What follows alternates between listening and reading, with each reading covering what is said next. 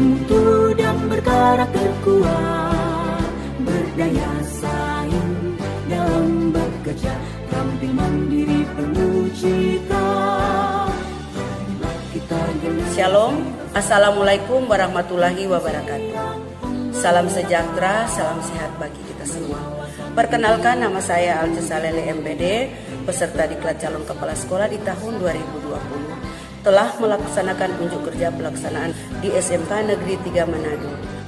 Salah satu yang bisa diterapkan pada masa pandemi ini adalah model blended learning. Sehingga masalah pembelajaran yang saya temui di SMK Negeri 3 Manado yaitu rendahnya kemampuan guru dalam menerapkan model blended learning yang efektif dan menarik yang dapat digunakan untuk pembelajaran di masa pandemi COVID-19 serta rendahnya kedisiplinan, kehadiran, dan motivasi siswa dalam pembelajaran. Adapun solusi yang dilaksanakan adalah peningkatan kompetensi guru dalam menerapkan model blended learning di masa pandemi COVID-19 melalui in-house learning. Serta tujuannya yaitu meningkatkan kompetensi guru dalam menerapkan model blended learning untuk pembelajaran di masa pandemi COVID-19. Keberhasilannya diharapkan peserta didik menunjukkan sikap aktif dalam kegiatan pembelajaran. Peserta didik mengikuti pembelajaran dengan tertib dan guru menyampaikan pembelajaran secara kreatif dan berinovatif, serta guru dapat membuat RPP blended learning, dan akhirnya guru dapat mengaplikasikan model blended learning dalam pembelajaran. Untuk mewujudkan tujuan tersebut, saya melakukan langkah-langkah sebagai berikut: perencanaan, pelaksanaan, monitoring dan evaluasi, refleksi, dan tindak lanjut. Dalam kegiatan perencanaan, saya membuat rencana kegiatan pelatihan yang meliputi tujuan, kriteria keberhasilan, langkah-langkah sumber daya yang dibutuhkan, serta dampak student well-being. Pelaksanaan kegiatan yang saya lakukan melalui sosialisasi, peningkatan kompetensi guru dalam menerapkan model blended learning. Rencana ini diisi dengan rencana kegiatan yang akan dilaksanakan oleh pihak-pihak yang terlibat melalui diskusi dengan kepala sekolah pelaksanaan IHT dalam peningkatan kompetensi guru. Kemudian dilanjutkan dengan membentuk panitia. Saya membuat panduan kegiatan, program, serta pembiayaan dan membuat instrumen monitoring evaluasi. Kemudian menetapkan peserta dan narasumber dalam kegiatan ini.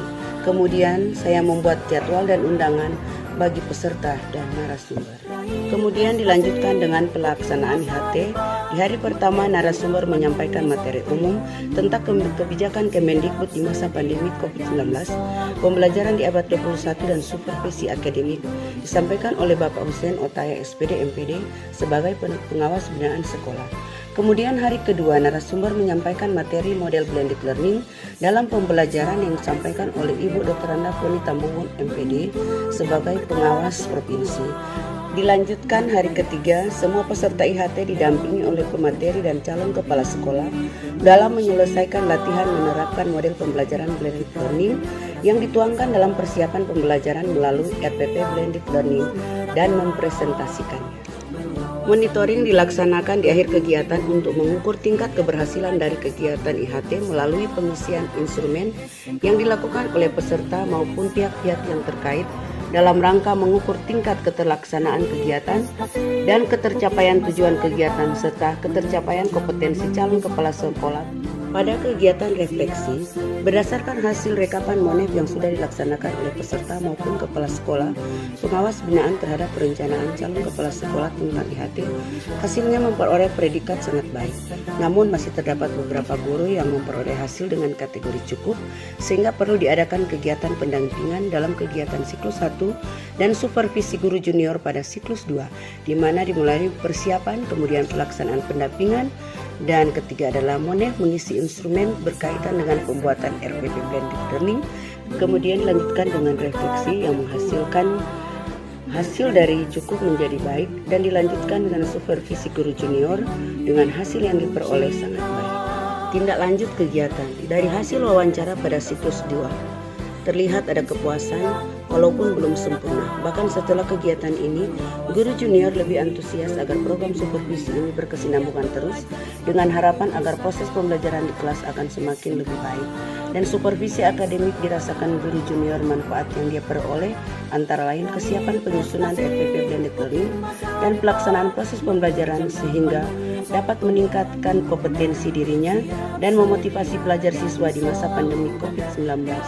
Adapun hasil kegiatan yaitu guru membuat FPP Blended Learning yang menarik.